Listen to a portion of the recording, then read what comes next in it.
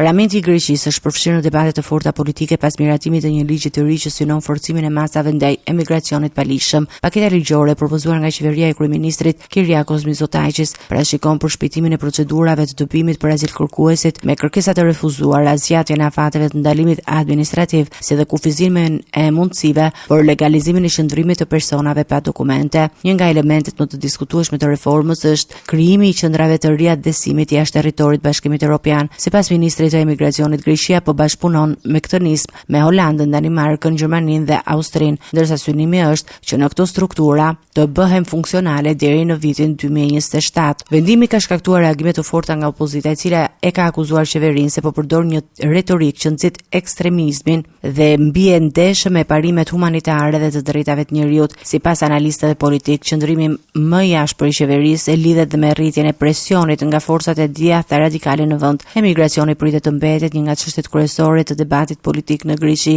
në prag të zgjedhjeve parlamentare të vitit 2027.